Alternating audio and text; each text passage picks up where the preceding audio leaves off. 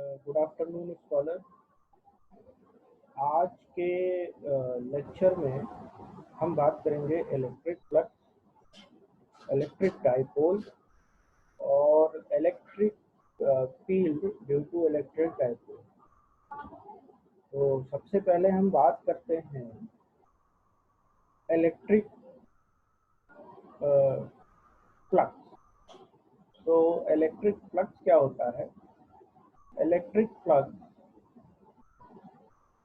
the number of line passes through the surface area which is normal to the surface is called normal to the field is called electric flux means जब हम किसी flux को define करते हैं तो हम ये बात करते हैं कि जितनी भी नंबर ऑफ फ्लक्स लाइंस हैं, यानी जो लाइंस हैं इलेक्ट्रिक फील्ड इमेजिनरी लाइन हैं, वो उस पर्टिकुलर सरफेस जो कि इलेक्ट्रिक फील्ड के नॉर्मल है, कितनी लाइनें पास हो रही हैं, उसको हम कहते हैं इलेक्ट्रिक फ्लक्स। और इसको हम पाई से डिनोट करते हैं, और पाई को हम इस तरह से लिखते हैं, इसको पाई से हम डिनोट करते हैं, इसको हम पाई कहते हैं। और pi is equal to E और डॉट, यहाँ पे डॉट लगाएंगे, E dot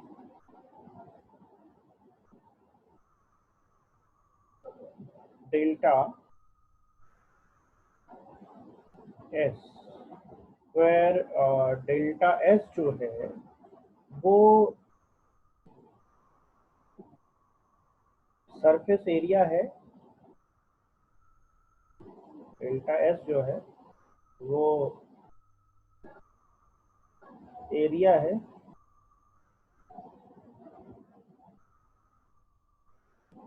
area normal area है, इलेक्ट्रिक फील्ड का नॉर्मल एरिया।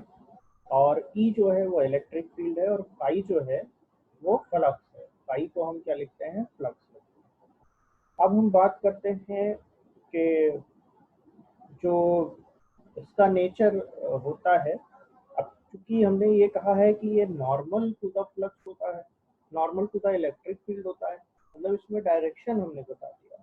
तो डायरेक्शन की वजह से अगर मैं ये बात करूं कि जो इलेक्ट्रिक फ्लक्स है, जो इलेक्ट्रिक फ्लक्स लाइन है, वो इनकी कुछ प्रॉपर्टीज होती हैं, तो उस प्रॉपर्टीज के बारे में भी हमको जानना पड़ेगा, और हम उसको यहाँ पे हम ये बात करेंगे कि इनमें कुछ प्रॉपर्टीज भी हैं। उस प्रॉपर्टीज को हम यहाँ पे डिस्कस कर लेते हैं। तो इलेक्ट्रिक फील्ड लाइंस जो हैं वो सबसे पहले ये पॉजिटिव चार्ज से स्टार्ट होती हैं और नेगेटिव चार्ज की तरफ एंड होती हैं। दूसरी चीज, जो फील्ड लाइन होती हैं वो कंटिन्यूअस होती हैं, इसमें ब्रेक नहीं होता है कहीं पे। और तीसरी चीज जो हम बहुत अच्छी तरीके से हमको जानना चाहिए वो ये है कि दो फील्ड लाइन आपस में क्रॉस नहीं करती हैं। अगर मैं ये कहूँ कि एक फील्ड लाइन ये है और दूसरी फील्ड लाइन ये है, तो दोनों पैरेलल होती हैं, तो मतलब आपस में कट नहीं करती हैं। इस तरह की हम फील्ड लाइन को हम बना सकते हैं। ये हमारी फील्ड लाइन है, यहाँ पे हम ये इसको लिख देते हैं। फील्ड लाइंस को हम इस तरह से लिख देते हैं, यहाँ पे ये फील्ड लाइंस हैं, इसको हम इस तरह से लिखते हैं।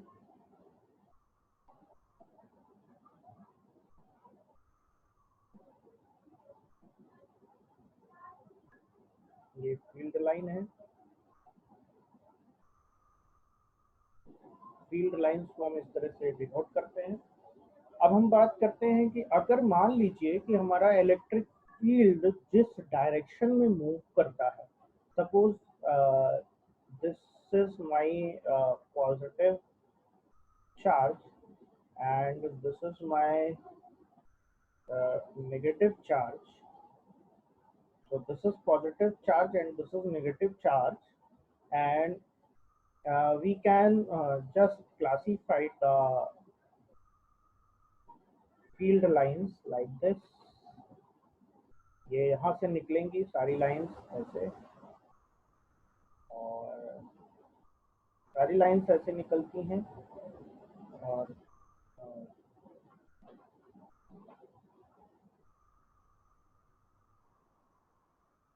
सारी लाइंस यहाँ से निकलेंगी, और this is passing through ये ऐसे स्ट्रेट लाइन होंगी, स्ट्रेट जस्ट वेट, ये स्ट्रेट लाइन होगा यहाँ पे,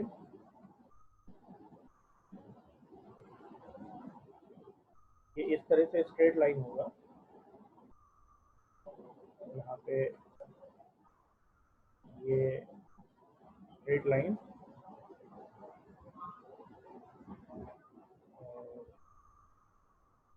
इस तरह से स्ट्रेट लाइन यहाँ पे रहेगा, और उसके बाद हम ड्रॉ करते हैं तो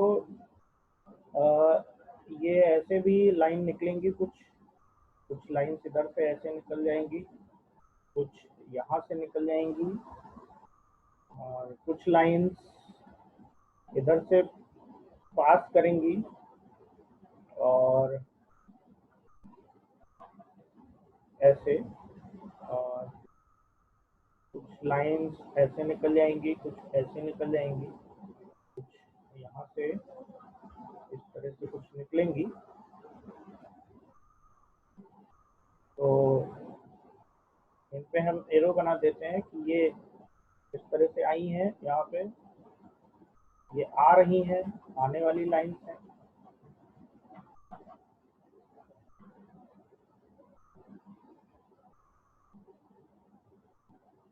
और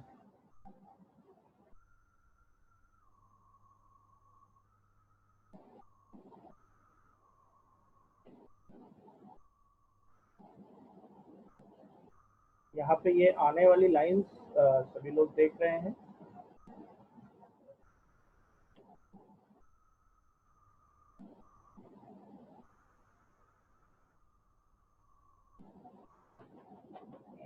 ये निकलने वाली लाइन है क्योंकि पॉजिटिव से निकलती है और नेगेटिव में जाती हैं, पॉजिटिव से निकल के नेगेटिव,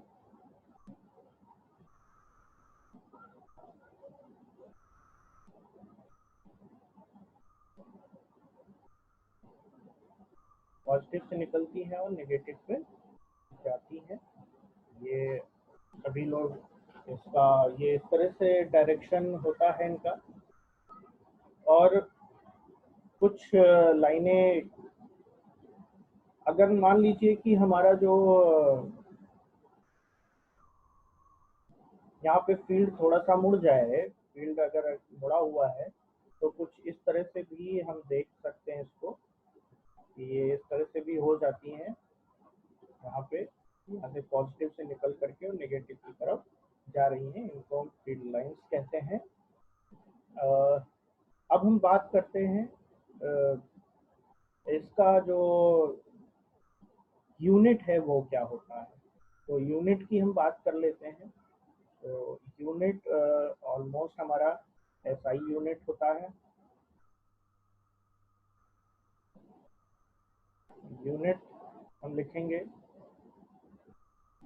यूनिट आपका बनेगा इलेक्ट्रिक फील्ड और एरिया। तो इलेक्ट्रिक फील्ड मतलब न्यूटन मीटर स्क्वायर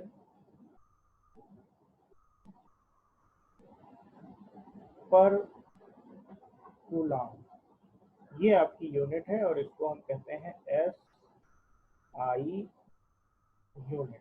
तो यहाँ तक हमने क्या पढ़ा कि हमारा इलेक्ट्रिक फील्ड क्या होता है, और उसके बाद हमने पढ़ा इलेक्ट्रिक फ्लक्स लाइंस क्या है? इलेक्ट्रिक फ्लक्स लाइंस जो है वो इमेजिनरी लाइन है जो कि इलेक्ट्रिक फील्ड को शो करने के लिए हम ड्रॉ करते हैं। इसकी कुछ प्रॉपर्टी होती है। प्रॉपर्टी ये है कि पहले सबसे तो ये पॉजिटिव से स्टार्ट होकर नेगेटिव चार्ज तक जाती है।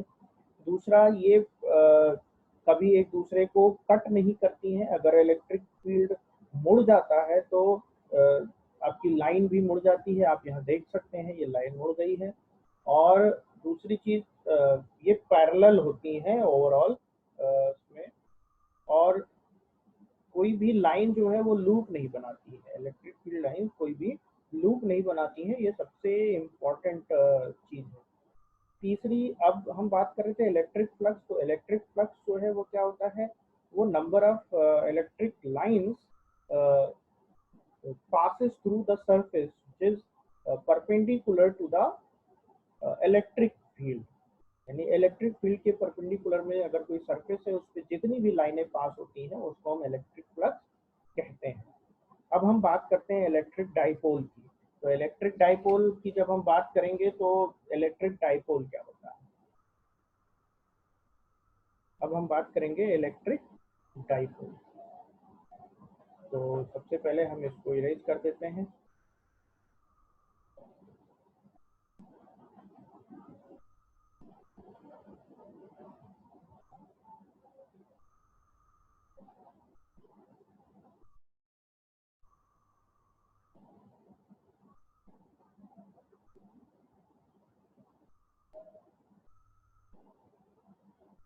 Electric dipole, so here can write electric dye, so can change the color will be black। Electric dipole, तो इलेक्ट्रिक डाइपोल क्या होता है तो हम देखते हैं यहाँ पे इलेक्ट्रिक डाइपोल। और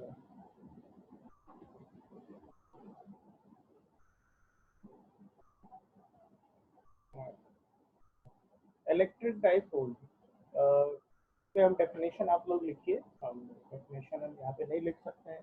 डेफिनेशन यहाँ पे है कि अगर दो चार्जेस, दो अपोजिट चार्जेस, एक पॉजिटिव चार्ज हो और एक नेगेटिव चार्ज हो, दोनों स्मॉल डिस्टेंस 2L से सेपरेटेड हो, तो ऐसा जो उपक्रम होता है, ऐसा जो प्रोसेस हम बनाते हैं उसको हम इलेक्ट्रिक डाइपोल कहते हैं। यानी कि अगर मेरे पास एक चार्ज यहाँ पे Q प्लस चार्ज है और दूसरा यहाँ पे Q माइनस चार्ज है, तो इन दोनों के बीच का अगर हम डिस्टेंस यहाँ पे 2L ले लें तो इसको हम कहते हैं इलेक्ट्रिक डाइपोल। तो अब इसका मैग्नीट्यूड क्या है? मैग्नीट्यूड होता है, इसको हम P से डिनोट करते हैं, स्मॉल p से।